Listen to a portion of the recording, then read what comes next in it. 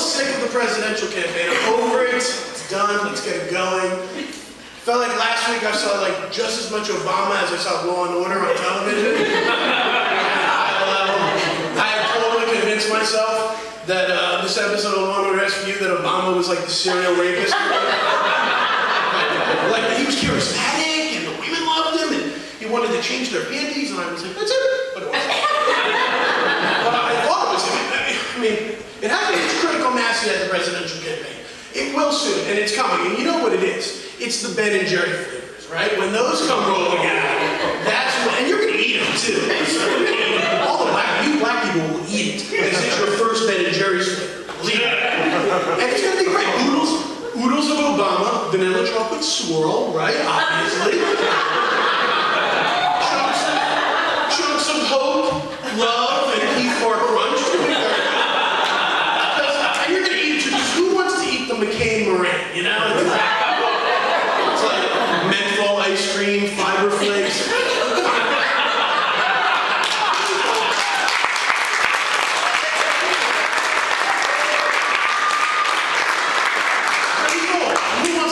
Not me. I don't eat. I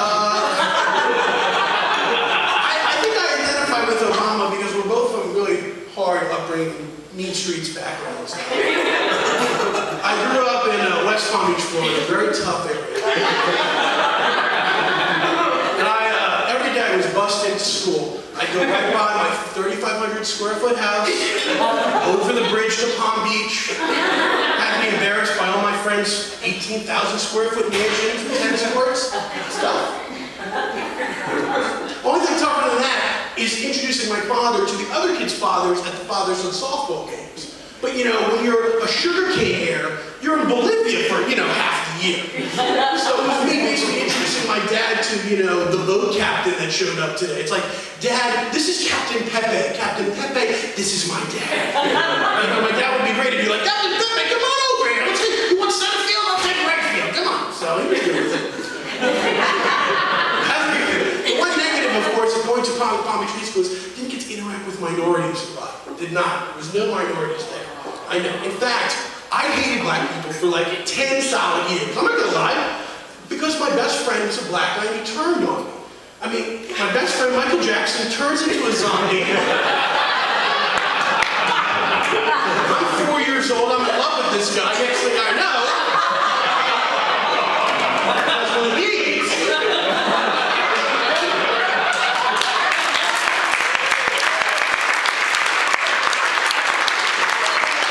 So you people could not be trusted for a very long time. You're good now, you're good.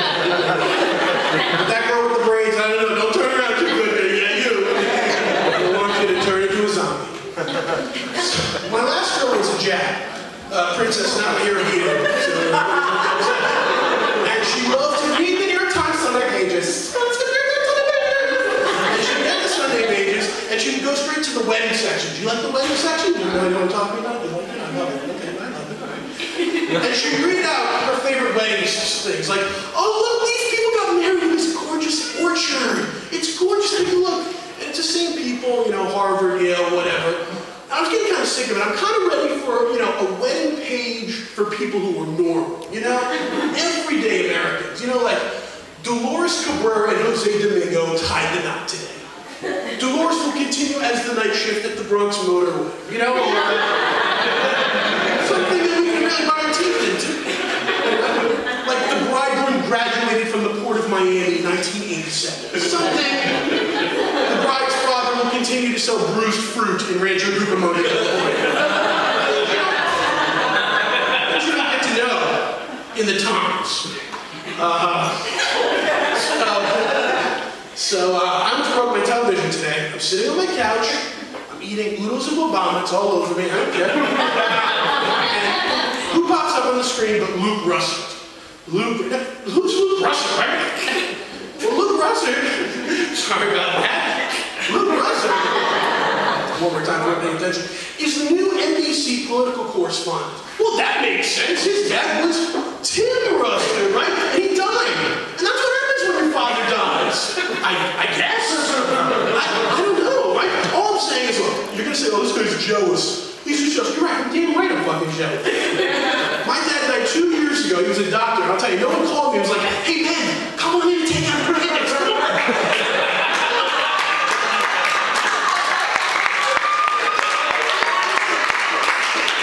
There's a guy in there, and I'm, scrubbing in. Other doctors would come in and be like, who's the sweaty guy scrubbing in? They'd be like, oh, that's Ed's dad. He died. Oh, that's totally good. Come on in, man. Come work. Come this way. My dad was a doctor. I'm just going to say that I didn't get that dead dad career bump. So if your dad's still alive, is that your father? Get ready, career. Order him some mozzarella sticks. What do you do? Let's go for it.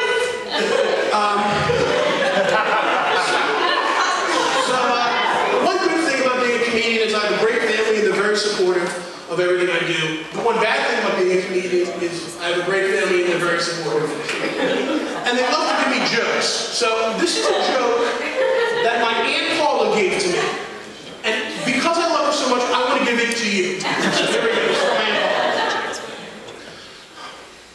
You know when you're like over 50 and shaving your vagina? Because you gotta go to the gynecologist after a few weeks, right ladies? Because who shaves before that? And then you get into bed and your husband's like, I can see you're going to the gynecologist. So for all of you at home, you now know when exactly my aunt shaves her vagina. Thanks